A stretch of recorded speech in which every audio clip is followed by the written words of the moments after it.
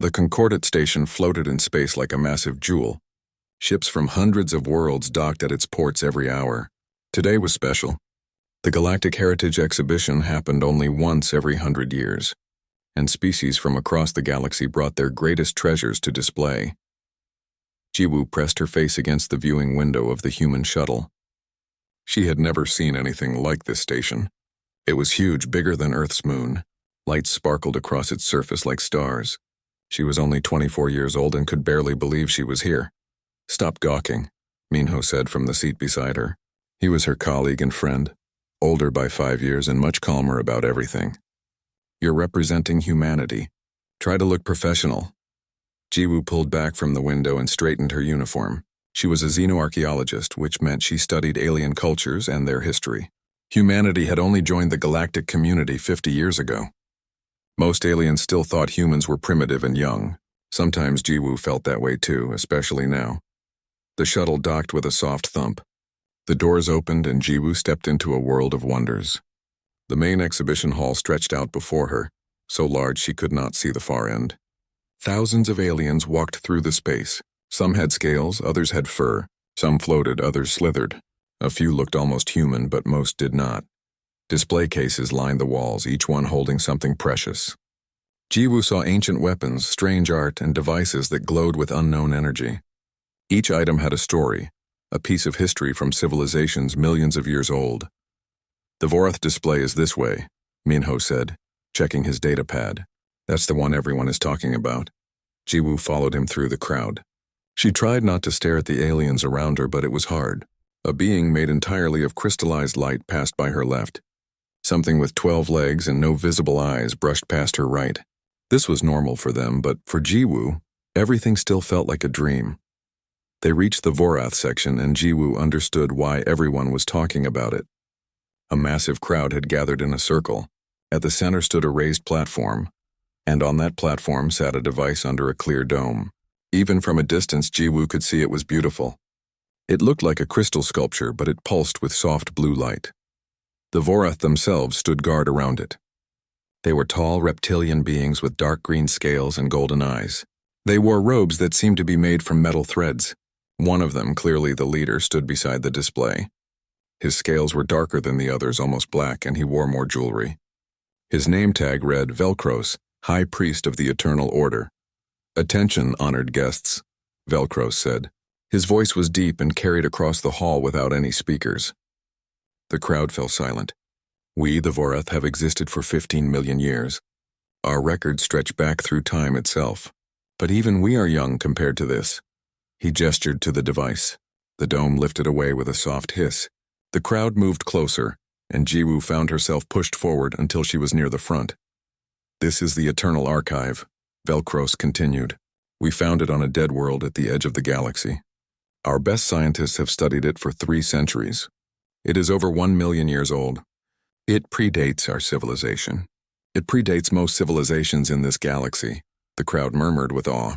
Jiwoo could feel the reverence in the air. This was more than just an artifact.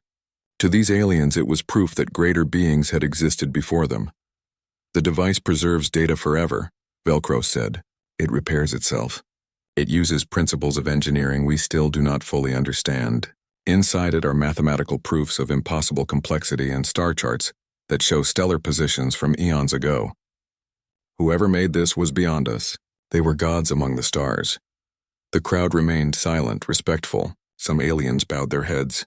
Others made gestures that Jiwoo assumed were religious signs. Velcros invited everyone to view the device up close. The crowd moved forward in an orderly line. Jiwoo and Minho waited their turn. When they finally reached the platform, Jiwoo leaned in to examine the crystal structure. Her eyes widened. She tilted her head, looking at it from another angle. A strange feeling crept over her, something between confusion and disbelief. She squinted at a specific part of the device, a small section where the crystal appeared slightly misaligned. A laugh bubbled up from her chest. She tried to stop it, but it came out anyway, a short giggle that sounded too loud in the quiet hall. Minho looked at her with alarm. "What are you doing?" he whispered. Jiwoo leaned closer to the device. Her heart started beating faster. "Wait," she said, her voice barely a whisper. No way. Is that seriously what I think it is? Several nearby aliens turned to look at her. Their expressions ranged from confused to annoyed. One of the Vorath guards shifted position, his golden eyes locking onto Jiwoo. What are you talking about? Minho asked, his voice urgent and worried. Jiwoo pointed at the device. That misalignment there on the left side, and the way the crystal matrix is structured, and that quantum field signature. She trailed off, her mind racing through memories from years ago. Velcros had been greeting other dignitaries, but now he turned toward the commotion. His eyes narrowed when he saw Jiwoo pointing at the Eternal Archive. He walked over with slow, deliberate steps. The crowd parted for him. Is there a problem? Velcros asked. His voice was cold. Jiwoo looked up at him. He was nearly 3 feet taller than her. His presence was intimidating, but Jiwoo's confusion was stronger than her fear. I'm sorry, she said. I didn't mean to laugh. It's just this device. Are you absolutely sure it's 1,000,000 years old? The crowd gasped. Several aliens made sounds of outrage. Velcros's scales seemed to darken even more. Are you questioning the Vorath? He asked. We are the oldest civilization currently active in this galaxy. Our scientists are the best. They dated this artifact using 17 different methods. All confirmed the same age. Jiwoo bit her lip. She looked at the device again, studying every detail. The more she looked, the more certain she became. But how could she say it? How could she tell them what she was thinking without starting a war? I'm not questioning your scientists, she said carefully. But I think there might be a mistake. This device. I think I've seen it before. Impossible, Velcro said. This artifact was found on a dead world. That planet has been lifeless for 800,000 years. I know, Jiwoo said. But I really think I know this device. In fact, I'm pretty sure I made it. The silence that followed was absolute. Every alien in the hall stared at her. Minho's face went pale. Velcros's expression shifted from anger to something that looked almost like pity, as if he thought Jiwoo had lost her mind. You made it? Velcros repeated slowly. You, a human, from a species that discovered fire only recently in cosmic terms, made an artifact that contains mathematics we cannot solve and engineering we cannot replicate. Jiwoo knew how it sounded. She knew everyone thought she was crazy or arrogant, but she also knew what she saw. That misalignment was distinctive. She remembered creating it, remembered being frustrated by it, remembered deciding it did not matter because the device still worked. I made it in high school, she said quietly, for my science fair. 7 years ago, the hall erupted in noise. The noise in the exhibition hall was deafening. Aliens shouted in dozens of languages. Some called Jiwoo arrogant. Others called her insane. A few laughed, thinking it was some kind of human joke they did not understand. Velcros raised his hand, and gradually the hall fell silent again. He looked down at Jiwoo with an expression that mixed anger and something else. Maybe curiosity. You claim to have made the Eternal Archive, he said slowly. In your high school? 7 years ago. I know how it sounds, Jiwoo said. Her hands were shaking, but she kept her voice steady. But I'm serious. Look at the quantum resonator on the left side. See how it's slightly off-center? I dropped the device during assembly and that part got misaligned. I tried to fix it, but I couldn't get it perfectly straight again. I left it that way because it still functioned well enough. Minho grabbed her arm. Jiwoo, think about what you're saying. This is a 1,000,000-year-old artifact. Every expert in the galaxy has studied it. I know what I made, Jiwoo insisted. She turned back to Velcros. Can I get a closer look? I can show you specific details that prove I made this. A murmur ran through the crowd. Several aliens pushed forward, wanting to see what would happen. The Vorath guards moved to block them, creating a protective circle around the display. An insectoid being pushed through the crowd. It had 6 legs, 4 arms, and a triangular head covered in fine antennae. Its name tag identified it as Thexus, a senior scholar from the archive worlds. This is an interesting situation, Thexus said. Its voice came from a translator device attached to its chest. The human makes a bold claim. Perhaps we should test it, Velcro said. How do you test such obvious nonsense? If she made the device, she should know how it works, Thexus said. Our scientists have studied the Eternal Archive for 3 centuries. We understand perhaps 30% of its functions. If this human truly created it, she should be able to explain things we cannot. Velcros considered this. His golden eyes studied Jiwoo for a long moment. She met his gaze, trying to look confident even though her stomach was churning with nervousness. "Very well," Velcro said. "We will perform this test. But when you fail, human, your species will be humiliated before the entire galaxy. The Vorath do not forgive blasphemy lightly." A space was cleared in the hall. Technicians brought in equipment, holographic projectors and scanning devices. The Eternal Archive was carefully moved to a central examination platform. Jiwoo was given a workstation with a holographic interface. More aliens gathered to watch. Word had spread through the station, and now the hall was packed with thousands of beings. Jiwoo saw the human delegation arrive, led by Ambassador Taejin. He looked worried and angry at the same time. Taejin pulled Minho aside. Jiwoo could not hear what they said, but she saw Minho shaking his head and gesturing toward her. Taejin's face grew darker. He pushed through the crowd to reach Jiwoo. "What have you done?" he asked in a harsh whisper. "Do you understand the situation you've created? If you're wrong about this, humanity's reputation is destroyed. We could be expelled from the Concordat." "I'm not wrong," Jiwoo said. "I know I'm not." "You were 17 years old," Taejin said. "You built a high school science project. How can you be absolutely certain?" Jiwoo pulled up her old school records on her personal device. She found photos of her science fair project from 7 years ago. She showed them to Taejin. The ambassador stared at the images. They showed a crystalline device that looked remarkably similar to the Eternal Archive, though the photos were not high quality enough to show all the details. "I won 3rd place," Jiwoo said. "Lost to a guy who made a better solar panel and a girl who invented a new water filtration system. I was disappointed because I thought my project was more interesting. It could preserve data using quantum field manipulation and theoretically repair itself using zero-point energy." Taejin closed his eyes and took a deep breath. "You realize you're claiming that you, as a teenager, created technology that the Vorath, with 15 million years of advancement, cannot fully understand." "I didn't say I understood it completely either," Jiwoo said. "I just built it. A lot of it was guesswork and intuition. I followed some papers on quantum mechanics and kind of improvised the rest." "That doesn't make this better," Taejin said. Velcros approached them. "The test is ready. Come, human, show us your supposed knowledge." Jiwoo walked to the workstation. Her legs felt weak, but she forced herself to move confidently. The holographic interface activated, showing a 3-dimensional scan of the Eternal Archive. Thousands of aliens watched her. The silence was oppressive. "Where do you want me to start?" Jiwoo asked. "Begin with the basic principles," Thexus said. "How does the device preserve data?" Jiwoo took a deep breath. She looked at the holographic display, and something clicked in her mind. She remembered staying up late in her bedroom, surrounded by papers and half-built prototypes. She remembered the excitement when something finally worked. "The crystalline matrix is grown using a modified Czochralski process," she said. "You start with quantum-entangled seed crystals. As the crystal grows, the entanglement spreads through the entire structure. This creates a stable quantum network." She manipulated the hologram, zooming into the crystal's structure. Data is encoded by inducing specific quantum states in the matrix. The preservation works through controlled quantum decoherence reversal. Basically, the device constantly monitors the quantum states and corrects any decay. That's why the data never degrades. Thexus's antennae quivered. "We theorized something similar, but we could never confirm it." "How do you reverse quantum decoherence?"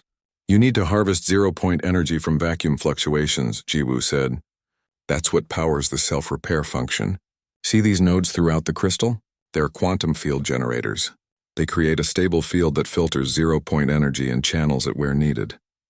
She was warming up now, her nervousness fading as she talked about her work. She showed them the mathematical proofs encoded in the device, explained the star charts, described the internal mechanisms. Alien scientists frantically checked her claims using their instruments. Every detail matched. Things that had been mysteries for centuries suddenly made sense. Velcros looked shaken. "How can you know all this?" "Because I figured it out when I was 17, Jiwoo said. "I didn't invent new physics. I just applied existing human theories in creative ways. Some of it was trial and error. Some of it was educated guessing, and honestly, some of it was dumb luck." She manipulated the hologram again, highlighting the misaligned quantum resonator. "And this is the part I messed up. I dropped the device while I was assembling it. This resonator got knocked out of alignment. I tried to fix it for 2 days, but I couldn't get it perfectly straight. I gave up because it still worked well enough for the science fair. A technician scanned that specific area with high-precision instruments. After a moment, he looked up at Velcros with a stunned expression. "The misalignment is exactly as she described," the technician said. "It appears to be damage from physical impact, not part of the original design." The hall erupted in shocked murmurs. Velcro staggered back a step. "There's more," Jiwoo said. She accessed the device's core data structure. "I embedded a signature in the quantum field. It's encoded in the base frequency. If I did this right, it should read." She ran the decoding sequence. Holographic letters appeared above the device. JW243. "My initials and the year I made it," Jiwoo said quietly. "I thought it was clever when I was 17. Minho stepped forward with his data pad. "I have her original homework assignments from that year.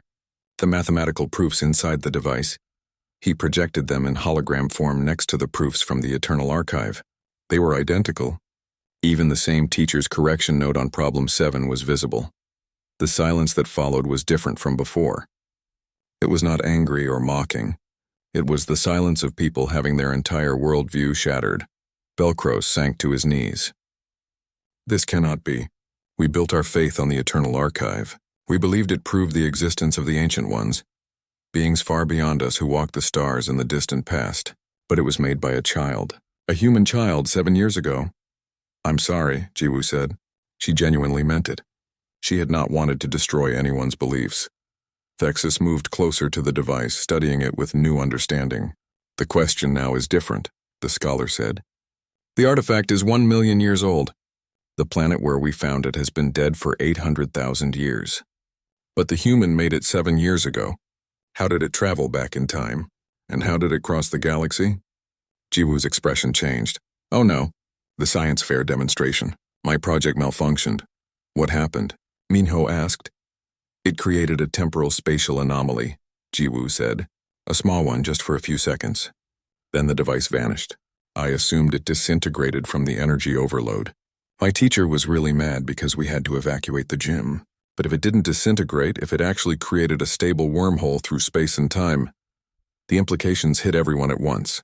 The device had not just survived. It had been thrown backward through time and across the galaxy, where it had survived for 1 million years. Ambassador Tajin looked like he might faint.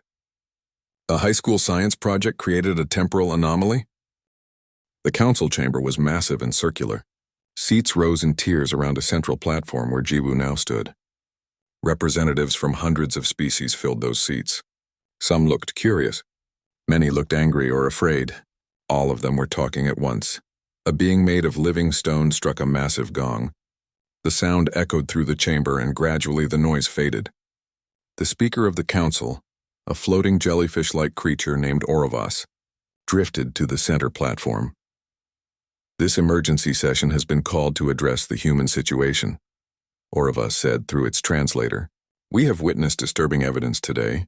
A human teenager accidentally created technology that surpasses most species in this galaxy. She also accidentally created a time-space anomaly. The question before us is simple. Are humans dangerous?" A reptilian delegate stood. "They are clearly dangerous. A child made a device we cannot fully understand. Imagine what their adults could do. Or imagine what they could do by accident," another delegate added. "They don't even understand their own capabilities. That makes them unpredictable." Ambassador Tajin stood in the human section. "My people are not dangerous. We are simply creative problem solvers." Jiwoo's achievement, while remarkable, was not intentional. She was trying to build a data storage device. And she accidentally created a time machine, someone shouted. "Not a time machine," Jiwoo said. Everyone turned to look at her. She swallowed hard, but continued. "The temporal anomaly was a malfunction. I didn't design it to do that. It happened because I miscalculated the energy threshold. I was 17 and working in my bedroom with limited resources. That is exactly our concern," Orovas said gently. "You achieved this with limited resources and knowledge. What might happen with unlimited resources?" Thexus stood in the scholar section. "I propose we investigate before making judgments. Send research teams to Earth. Study how humans develop technology. Understand their methods. Then we can make an informed decision." The council agreed. Within hours, ships were heading to Earth. Jiwoo was required to stay on the station to answer questions, but she helped the research teams by providing contact information for various human institutions. The reports started coming back after a week. Each one was more shocking than the last. A team visited a university and found a graduate student's abandoned project in a basement storage room. It was a device that could manipulate gravitational fields. The student had given up on it because it only worked in theory, and the results were inconsistent. When alien scientists examined it, they discovered it could revolutionize space travel. Another team found a teenager's garage workshop. The boy had been trying to build a fusion reactor for a school project. He considered it a failure because it only achieved fusion for 3 seconds. The alien team pointed out that most species took thousands of years to achieve any fusion at all. A human scientist had casually posted something she called a failed experiment on an internet forum. She was trying to create programmable matter and thought she had not succeeded. Alien researchers examined her notes and realized she had actually created a new form of nanotechnology that could transform industries. The reports kept coming. Humans had quantum computers built from spare parts. They had artificial intelligence programs that exceeded galactic standards. They had medical nanobots, energy shields, faster-than-light communication prototypes, all sitting in labs labeled as failures or incomplete projects. Back at the station, a special presentation was organized. Hyunwoo, a human scientist, stood before the council with holographic displays showing the research findings. "We've discovered a pattern," Hyunwoo said. "Humans innovate differently than other species. Most galactic species follow a methodical approach. They build on millions of years of accumulated knowledge. They test thoroughly. They understand exactly what they're doing." He brought up a comparison chart. "Humans use intuition and trial and error. We make educated guesses. We try things that shouldn't work according to known theories. When something breaks the rules, we investigate why instead of assuming it's impossible." A delegate from a crystalline species spoke up. "But this approach is reckless. You create dangerous technologies without understanding them." "Sometimes," Hyunwoo admitted. "But we also innovate faster. We're not limited by what we think is impossible. And we treat failure as learning, not as a final answer. If something doesn't work the first time, we try again differently." Borum, a human psychologist, took over the presentation. "To understand humans, you need to understand our evolutionary history. Earth is what you call a death world. High gravity, extreme weather, dangerous predators. Humans evolved as persistence hunters. We literally chased prey until they collapsed from exhaustion. We're biologically wired to never give up." She showed images of Earth, its violent storms, its deep oceans, its vast deserts. "Our planet taught us that impossible just means nobody's figured it out yet. We're deeply curious but also easily bored. We solve one problem and immediately look for the next challenge. This is why we abandon projects that other species would consider revolutionary. To us, they're old news once they work." The council absorbed this information in stunned silence. Velcros attended these sessions every day. The Vorath high priest had changed since the revelation. He no longer wore his ornate robes. He asked questions constantly, fascinated by human thinking. During a break, he approached Jiwoo in the observation lounge. "I need to understand," he said, sitting beside her. "When you made the Eternal Archive, what were you thinking?" Jiwoo considered the question. "I was frustrated. I'd been reading papers on quantum field theory and data preservation. The traditional approaches seemed too complicated and required too much energy. So I started thinking, what if I'm approaching this wrong? What if instead of fighting quantum decoherence, I work with it?" "You broke the fundamental approach," Velcro said. "I guess so. I didn't know I was breaking anything. I just thought about it differently. Then I started experimenting. Most attempts failed. Some failed spectacularly, but each failure taught me something. Eventually, I built something that worked, sort of. It still malfunctioned at the science fair." Velcros was quiet for a moment. "The Vorath have spent 15 million years perfecting what came before us. We are masters of existing knowledge, but we have created nothing truly new in 1,000 generations. We forgot how to dream of the impossible. There's value in perfecting things," Jiwoo said. "Humans are sloppy. We make mistakes. We need people like the Vorath to refine our wild ideas into reliable technology." This seemed to comfort Velcros. He nodded slowly. "Perhaps we can learn from each other." Not everyone felt that way. Some species remained fearful. The Drylith, a militaristic species, sent a formal complaint to the council. Their representative, General Cross, addressed the assembly. Humans are a chaos factor, Cross said. They cannot be controlled or predicted. Today it is a data storage device. Tomorrow it might be a weapon that destroys solar systems. We should quarantine Earth until we understand the full extent of human capabilities. Quarantine would take centuries, Orovas pointed out. And humans are already in space. They have colonies on their moon and Mars. They have ships traveling their solar system. The time to quarantine them has passed. Then we must monitor them closely, Cross insisted. Strict regulations. No unsupervised research. Every project approved by galactic authorities. Ambassador Tajin stood angrily. You want to make us prisoners? We've done nothing wrong. We've shared our technology freely. We've helped solve galactic problems. And now you want to punish us for being good at innovation? The argument continued for hours. The council was divided. Some species saw opportunity, others saw threat. A few, like Velcros and his followers, saw the chance for cultural renewal. That night, Jiwoo sat in her quarters feeling miserable. Minyo brought her food from the station's human section. This is my fault, she said. I made a science project and now my entire species is on trial. You didn't do anything wrong, Minho said. You built something amazing. It's not your fault that everyone else is having an existential crisis about it. I destroyed Velcros's faith. I made people afraid of us. You also showed them that progress is still possible. You reminded them that the galaxy doesn't have to be stagnant. That's not a small thing, Jiwoo. Before she could respond, alarms blared throughout the station. The emergency broadcast system activated. Attention, all personnel. We have received a distress signal from Earth. A dormant device has activated in North America. Initial scans indicate it is creating a spatial anomaly. All delegates are asked to report to the council chamber immediately. Jiwoo and Minho looked at each other in horror. What dormant device? Minho asked. Jiwoo's face went pale. Oh no. Please don't let it be what I think it is. They ran to the council chamber. The holographic display showed Earth, and specifically a city in Korea. A bright point of energy was visible even from orbit. The energy readings were off the scale. What is that? Orovas demanded. A human technician pulled up records. It appears to be a doctoral thesis project from 15 years ago. The researcher was studying wormhole theory. The project was abandoned and stored in a university basement. According to these notes, it was considered a failure because it only worked in theoretical models. The ship dropped out of faster-than-light travel above Earth. Jiwoo pressed against the viewing port, looking down at her home planet. The blue and green world looked peaceful from space, but the energy readings told a different story. In Seoul, a point of light was visible even through the atmosphere, pulsing with dangerous energy.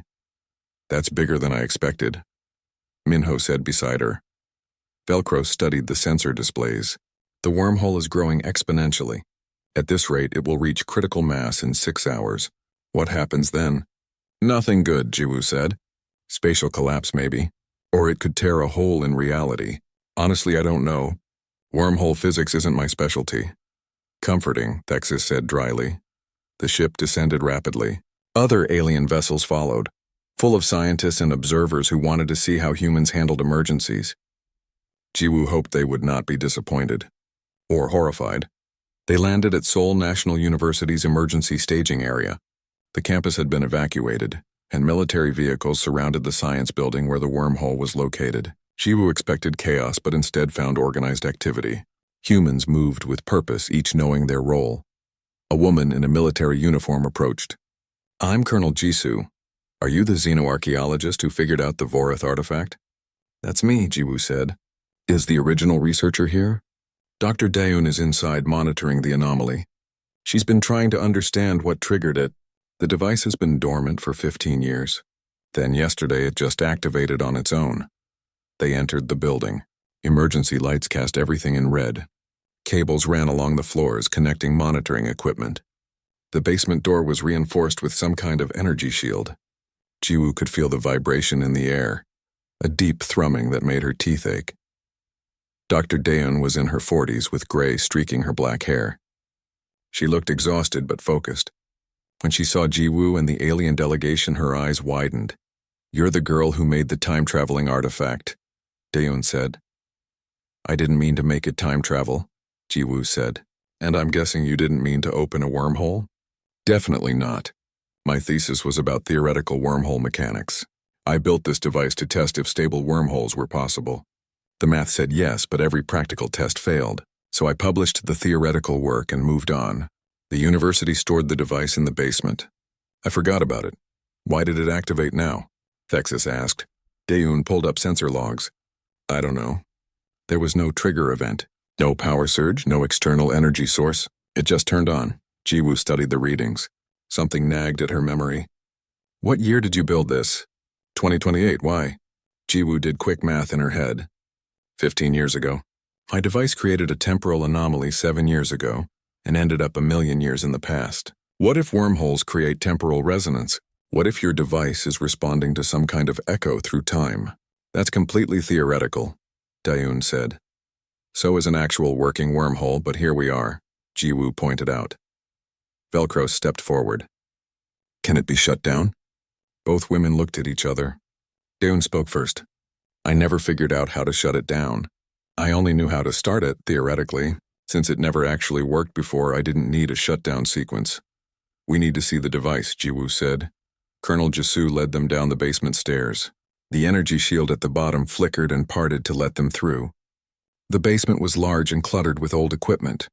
At the center, floating 1/2 meter off the ground, was a ring of metallic alloy about 2 meters in diameter. Blue energy rippled across its surface.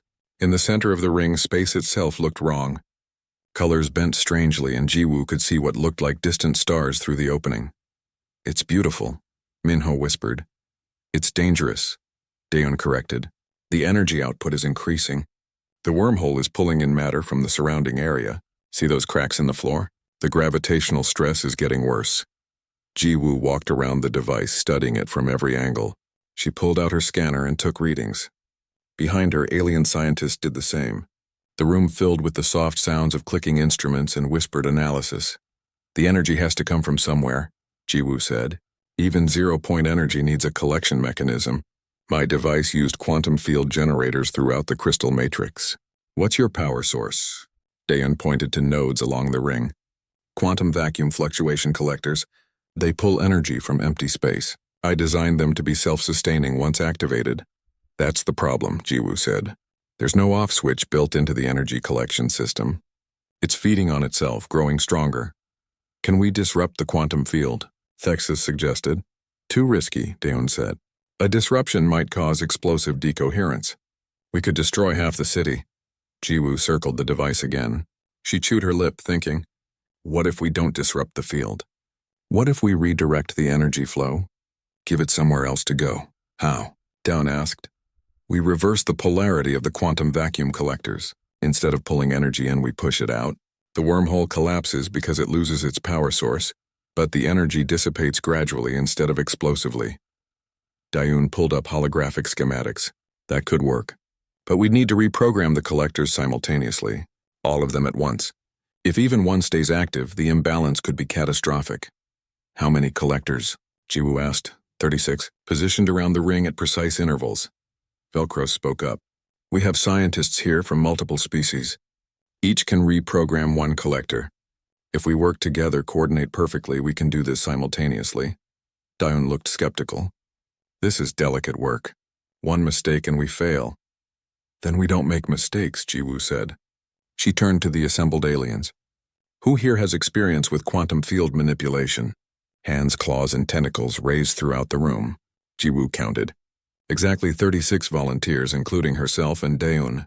Colonel Jisoo, we need 36 workstations, Jiwoo said. Each one linked to a specific quantum vacuum collector. We'll program them individually, but execute the reversal simultaneously on your command. The colonel nodded and spoke into her radio. Within minutes, military personnel brought in portable workstations. They moved efficiently, setting up equipment while the scientists waited. Jiwoo was impressed by their professionalism. No panic, no wasted motion. Each scientist took position at a workstation. Jiwoo pulled up the programming interface for her assigned collector. The code was complex but logical. Daeun had been thorough in her design work. Everyone ready? Jiwoo called out. Confirmations came back in multiple languages. The translator devices made it sound like a strange chorus. Jiwoo walked them through the reprogramming steps. They worked for 3 hours, carefully altering each line of code. The wormhole continued growing. The walls shook. Cracks spread across the ceiling. Energy output increasing, someone reported. We're running out of time. Almost done, Jiwoo said. She finished her code and ran a diagnostic. It checked out. Around the room, others reported completion. All stations ready, Colonel Jisoo announced. Awaiting execution command. Jiwoo looked at Daeun. This is your device. You should give the command. Daeun nodded. She pulled up the master control interface. Her fingers hovered over the execution command. Everyone held their breath. 3, Daeun said. 2, 1, execute, she pressed the command. Across the room, 36 workstations sent signals to 36 quantum vacuum collectors. The device hummed, the sound shifting in pitch. The blue energy flickered. For a moment, nothing happened. Then the wormhole began to shrink. Slowly at first, then faster. The energy bleeding off it formed visible waves that rippled through the air. The ground stopped shaking. The cracks stopped spreading. The wormhole collapsed to a point and vanished. The metal ring clattered to the ground, inert and powerless. Silence filled the basement. Did we do it? Someone asked. Daeun checked her instruments. Energy output at 0. Quantum field stable. The wormhole is gone. She looked up with a huge smile. We did it. The room erupted in cheers. Humans hugged each other. Aliens made gestures of celebration. Velcross's scales flushed a lighter color, which Jiwoo had learned meant happiness. Thexus approached Jiwoo. That was remarkable coordination. Multiple species working together on a problem none of us fully understood, solving it in hours. That's how humans work, Jiwoo said. We're used to not fully understanding things. We improvise and adapt. Colonel Jisoo shook Jiwoo's hand. Good work. The government will want to thank you officially. Just doing what needed to be done, Jiwoo said. She felt exhausted but happy. They emerged from the building to find a crowd gathered. News crews, military personnel, university staff, and ordinary citizens who had refused to evacuate. When they saw the team emerge safely, applause broke out. Velcro stood beside Jiwoo watching the celebration. Your people face crisis with calm efficiency. I expected panic. We've had practice, Jiwoo said. Earth is dangerous. We've learned to handle emergencies. Plus, we knew we had a way to fix this. Humans are optimistic. We believe problems have solutions.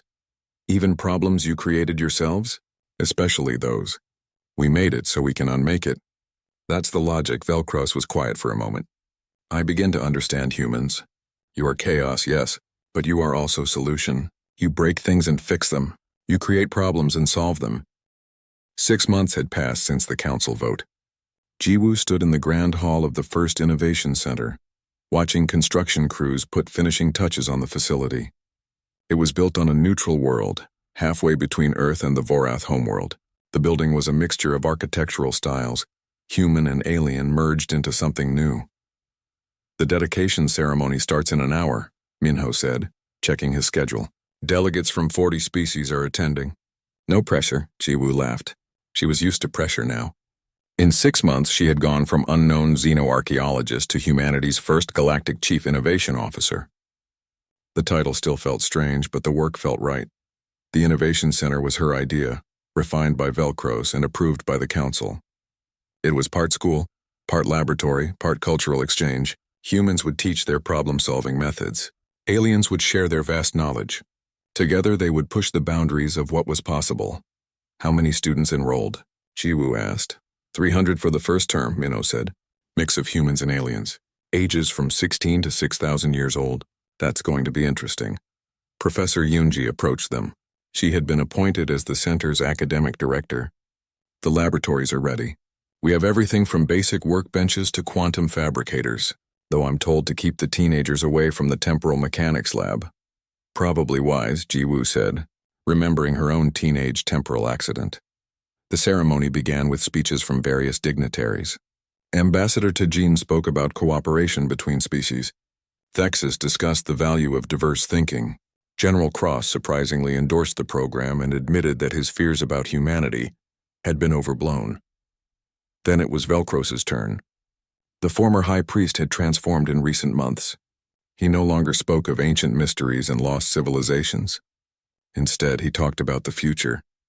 For 15 million years, the Vorath looked backward, Velcro said. We studied the past, preserved the past, worshipped the past. But the past is dead. The future is alive. Humans taught me this.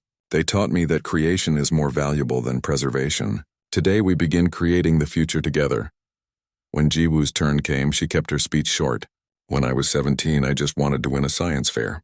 I didn't think about changing the galaxy, but I learned something important. Small actions can have huge consequences. Every one of you has the power to change things. Every project, every experiment, every wild idea might be the thing that reshapes reality. So don't be afraid to try impossible things. The galaxy needs your chaos. After the ceremony, Jiwoo walked through the center's corridors. The first students had arrived and were exploring. She saw a teenage human girl talking excitedly with an ancient crystalline scholar. A Vorath engineer examined a human teenager's holographic design, nodding with approval. In one lab, multiple species collaborated on a project, their different perspectives creating something none could have made alone. Jiwoo found Velcros in the archives room. He was studying human textbooks, making notes. Finding anything interesting? Jiwoo asked. Everything is interesting, Velcro said. Human physics is beautiful. So imprecise, so filled with guesses and approximations. Yet it works. You build theories on incomplete information and somehow reach correct conclusions. We're good at pattern recognition, Jiwoo said. And we're comfortable with uncertainty. Most of our science is probably correct rather than definitely correct. The Vorath need 1,000-year studies to confirm theories, Velcro said. Humans publish papers based on 3 experiments and call it sufficient. It should not work, but it does. Different approaches for different situations, Jiwoo said. Sometimes you need Vorath precision. Sometimes you need human speed. That's why we work together. A young Vorath student approached nervously. Excuse me, Dr. Jiwoo. I have a question about my project proposal. I'm not a doctor, Jiwoo said. Just call me Jiwoo. What's your project? The young Vorath, whose name was Kresh, showed her a holographic design. I want to improve food preservation using quantum field manipulation. Similar to your data preservation method, but for organic matter. Jiwoo studied the design. It was meticulous, every detail planned perfectly. Too perfectly. This is really thorough work. But can I give you some advice? Please, Kresh said eagerly. Don't plan everything. Leave room for accidents. Some of my best discoveries happen when things went wrong in interesting ways. Build a prototype quickly, even if it's imperfect. See what happens, then improve it. Kresh looked uncomfortable with this suggestion. But what if it fails? Then you learn why it failed and try again. Failure is just data. The young Vorath considered this, then nodded slowly. I will try this method. Thank you. After Kresh left, Velcro smiled. You are teaching the next generation to think like humans. This could change Vorath culture fundamentally. That's the idea, Jiwoo said. Not to make everyone human, but to give everyone more tools for thinking. You can still use Vorath precision when you need it. You just add human improvisation as another option. The weeks that followed were busy and chaotic. Projects failed spectacularly. A human student accidentally created a localized gravity well that pulled all the furniture in one lab to the ceiling. An alien scholar's experiment produced a sound frequency that made humans fall asleep instantly. A collaborative project between 3 species created a substance that changed colors based on emotional states, but also smelled terrible. But projects also succeeded. A team designed a new type of energy shield that was 90% more efficient than current models. Another group developed medical nanobots that could repair cellular damage in multiple species. A young human and an ancient alien working together solved a mathematical proof that had puzzled scholars for millennia. Jiwoo created a new program called Failed Projects Review. Every month, teams presented their failures to the entire center.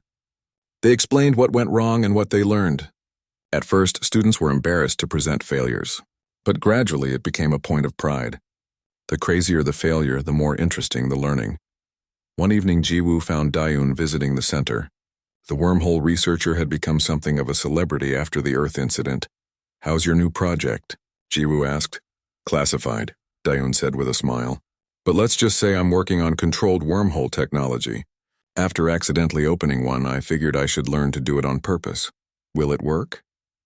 Probably, maybe, I don't know yet. I'm using your approach. Build it, break it, learn from it, try again. They walked through the center together, watching students work late into the night. The building hummed with creative energy.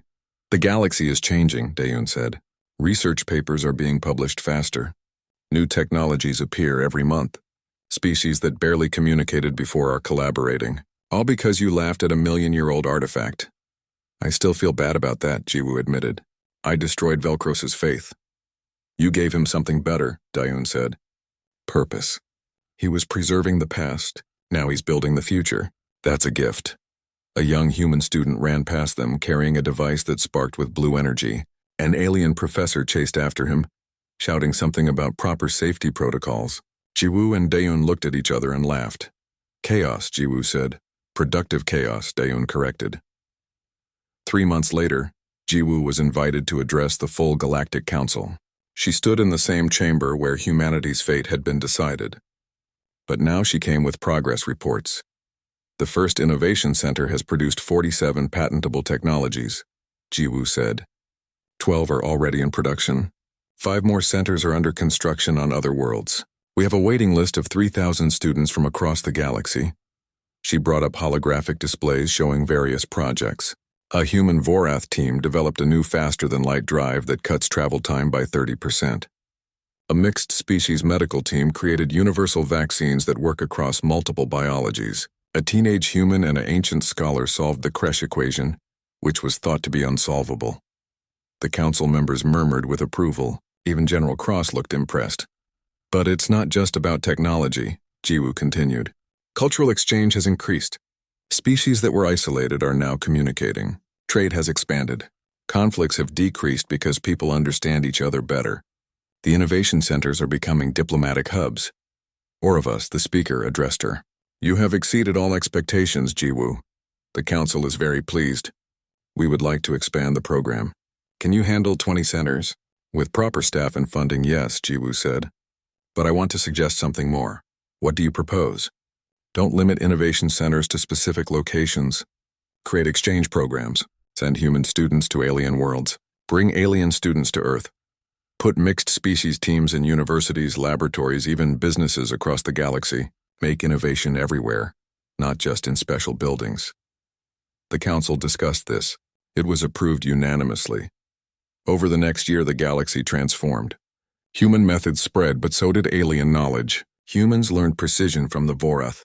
They learned patience from long-lived species. They learned to see problems from perspectives completely different from their own. And aliens learned from humans. They learned to question assumptions.